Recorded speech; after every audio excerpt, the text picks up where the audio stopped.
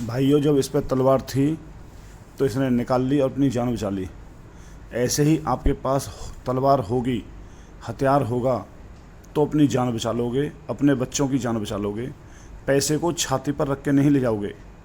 इसलिए जहाँ से मिल जाए वहाँ से तलवार ले लो, चाकू, छुरा, जो मिलता है वो ले लो। याद रखना, जब बुरा दिन आएगा उस समय पैसे फेंक के नहीं मारोगे, उस समय आपको हथियार चाहिए। हथियार में जंग लग जाएगी, कोई बात नहीं, रेगमाल से घिस लेंगे, ख़राब हो जाएगा दूसरा ले लेंगे। लेकिन जब क्या करोगे, जब हथियार लोगे नहीं और अचानक कोई समस्या आएगी तो क्या उस समय पैसों को चाटोगे? क्या पैसे फेंक के अपनी जान बचाओगे? इस बाबा को देख लो, दुकान पर इसकी पे ये लड़का आता है लाल टी शर्ट वाला, इसके ऊपर हमला करता है तो यह बाबा तुरंत अपनी तलवार निकालता है और अपनी जान बचा लेता है। इसलिए आप भी तलवार ले लो जहाँ से मिल जाए। सरकार बदलते ही ताकतें कैसे बदल जाती हैं, इसको हमने बहुत अच्छे से देखा है। 2014 से पहले देश में सरकार कोई और थी। उस समय भारत की सबसे मजबूत कही जाने वाली सेना, विश्व की सबसे ज़्यादा मजबूत कही जाने वाली सेना किस तरह इन विधर्मियों से अपना पीछा छुड़ाती थी, अपने कार्य करती थी, किस प्रकार से डर डर के रहती थी, यह हमने सेना को देखा है। जब अपने फौजी भाई जम्मू कश्मीर में सर्व करते थे उस समय उनके साथ क्या होता था, इसके दृश्य आपने बहुत बार देखे होंगे। 2014 के बाद सत्ता परिवर्तन हुआ, भारतीय सेना की ताकतें बन गईं और भारतीय सेना ने आतंकवाद को जड़ मूल से ख़त्म करने का 100% कार्य किया।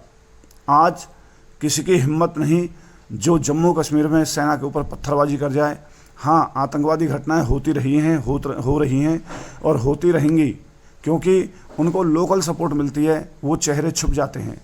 भाइयों, 2029 के बाद जब भारत में सत्ता परिवर्तन होगा तो क्या आपको लगता है यह जो पत्थर फेंकने वाली ताकतें थीं, क्या दोबारा वापस अपने चरम पर नहीं आ जाएंगी? क्या वापस इनका सपोर्ट सरकार जब करेगी तो क्या पुलिस, फौज इनके खिलाफ कोई एक्शन ले पाएगी? क्या आपको लगता है कि हम और हमारी आपकी ज़िंदगी इसी प्रकार से आराम से चलेगी? मेरे भाइयों, सत्ता परिवर्तन होते ही इनके हौसले इतने बढ़ जाएंगे कि ये पुलिस, फौज, शासन, प्रशासन को कुछ समझेंगे ही नहीं, क्योंकि ये सभी महकमे इनके ही सपोर्ट में रहेंगे। क्यों रहेंगे? क्योंकि उगते हुए सूरज को सभी राम राम करते हैं, डूबते को कोई नहीं करता। यह सभी को पता है कि हम हिंदुओं की जनसंख्या जिस प्रकार से दिन प्रतिदिन घट रही है, इसका मतलब हमारा सूर्य अस्त हो रहा है और उनकी जनसंख्या दिन प्रतिदिन बढ़ रही है, उनकी हरकतें बढ़ रही हैं तो उनका सूर्य उदय हो रहा है। और जब उनका सूर्य उदय हो रहा है तो प्रत्येक सरकार उन्हीं को सपोर्ट करेगी, उन्हीं का साथ देगी, क्योंकि सरकार को चाहिए सत्ता, किसी भी कीमत में चाहिए, और सत्ता के लिए चाहिए वोट। जब उनको पता है कि इस्लामिक जिहादियों के हाथ में जब वोट होगी तो उस वोट के लालच में प्रत्येक सरकार उसका साथ देगी और ऐसी कंडीशन में आपका हमारा जीना मुश्किल हो जाएगा। उस समय हमारे आपके सामने केवल एक विकल्प रहेगा कि अपनी जान कैसे बचाएं। आज हमारे सामने जो विकल्प हैं, महंगाई खा गई हमको, बच्चों को सरकारी नौकरी नहीं मिल रही, सब तरफ से हम घिर चुके हैं, हर सरकार हमारी मांगे नहीं पूरी कर रही, ये सारी बातें आपकी हट जाएंगी। उस समय आप केवल एक ही विचार पर विचार करेंगे कि अब अपनी जान कैसे बचाएं, अपने बच्चों की जान कैसे बचाएं, अपनी संपत्ति कैसे बचाएं।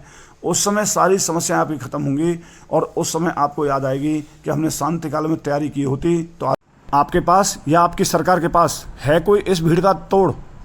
इस भीड़ का कोई तोड़ नहीं है। और जिस दिन ये भीड़ बागी हो गई उस दिन आपके घर मकान, बहन बेटियों का क्या होगा? भाइयों, इस भीड़ का एक ही तोड़ है हमारे आपके पास। हम और आप अपने घर छोड़ दें, मुकाबला करने के लिए तैयार हो जाएं तो इसका इलाज